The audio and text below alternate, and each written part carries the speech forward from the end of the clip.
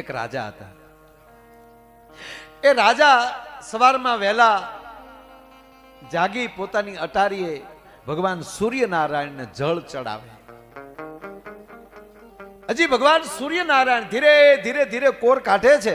સાંભળજો, આ વાત મને બહુ ગમે છે. અરે ભગવાન સૂર્યનારાયણને ભલે ઉગ્યા ભાણ ભાણ લઉં તુમારા ભામણા મરણ જીવન લગ માણ રાગજે કશ્યપ રાઉત.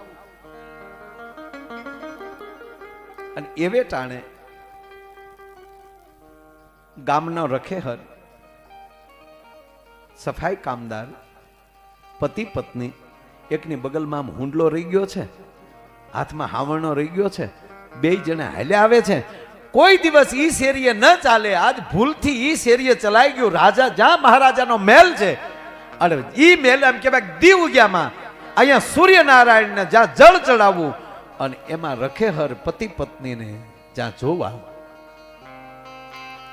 એની ઉપર જ્યાં નજર ગઈ, એમ આ બે જણાની પણ રાજા ઉપર નજર ગઈ. જ્યાં ચાર નજર ભેગી થઈ, અને આ પતિ પત્ની હતા ને શેઠ, એને એમ થઈ ગયું કે આહા, આપણે દીવ ઉગ્યામાં રાજાને હક ન કરાવાય. આપણા આ શેરીએ કોઈ દી ન ચાલીએ, આજ ચાલ્યા. અરે રાજાનો દી બગડ્યો. અને આગળ રાજા ક્રોધિત થશે, આપણને દંડ આપશે.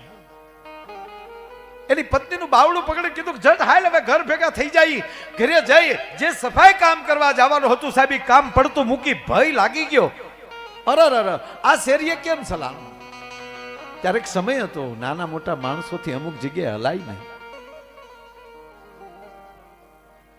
ઘરે જઈ પોતાની ઝૂંપડીમાં બે વ્યા ગયા, અને સાહેબ દરવાજો બંધ કરી દીધો. બે ફફડે છે. અરે ભારે થઈ. આગળ રાજના માણસો આવ્યા કે આવશે, રાજના માણસો આવ્યા કે આવશે. ઈ હવા પર દી ચડ્યો, રાજાની કચેરી ભરાણી, અને રાજાએ પહેલો જ હુકમ કર્યો કે જાઓ ગામને જાપેલી રખેહરને પતિ પત્નીને બોલાવો. રાજાએ બોલાવ્યા. જ્યાં માણસો ગયા, અવાજ કર્યો કે બહાર આવ ભાઈ. કોણ?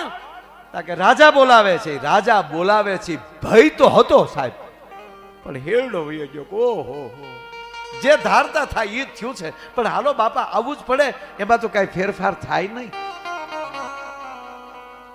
આવે છે રાજાની કચેરીમાં. બંને જણા હાથ જોડીને ઉભા છે. મહારાજ, મહારાજની જય હો. આવો ભાઈ. મહારાજ, અમારી ભૂલ થઈ ગઈ. અમારે ભૂલથી શેરીએ અમે ચાલ્યા, અમને ખબર નહીં આપ અટારીએ હશો. મહારાજ, અમને માફ કરી ગયો. અમને ખબર છે અમારું હવારના પોરમાં જે માણા મોઢું જોવે એનું દી બગડે. સાંભળજો, હવે રાજા જવાબ આપે. સાહેબ, રાજા કેમ થવા? આ મેવાડની ભૂમિમાં બેઠા છીએ સાહેબ, રાણા પ્રતાપની ભૂમિમાં બેઠા છીએ, ઉદયપુરની ભૂમિમાં બેઠા છીએ. બાજુમાં એકલિંગજી બાવો બેઠો છે, મારો બાપ મહારાજ એકલિંગજી. આ રાજાની સામે જઈ માણસ એમ કહે છે કે મહારાજ મને માફ કરજો, અમારે આ શેરીએ કોઈ દી ચાલવાનું હોય નહીં, પણ ભૂલથી ચલાઈ ગયું. અમારું મોઢું જોઈએ, તમારો દી બગડે, માટે અમને માફ કરજો.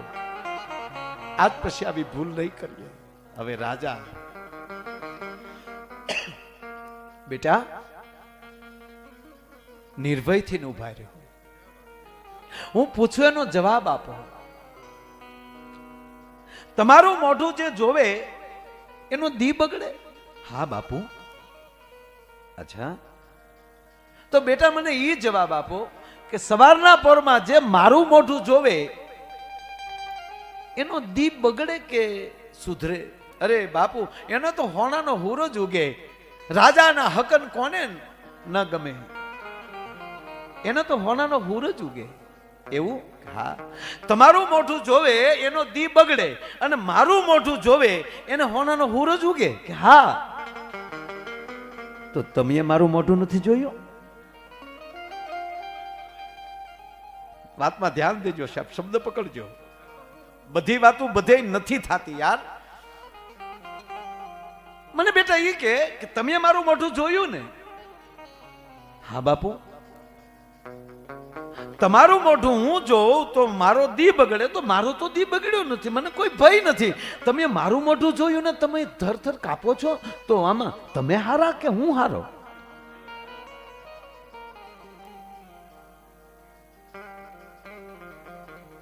મારું મોઢું જોવાથી,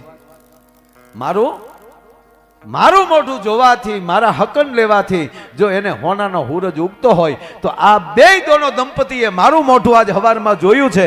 અને આનો જો ભાવનો સુધારું તો હું રાજા નો કહેવા ભલા માણા.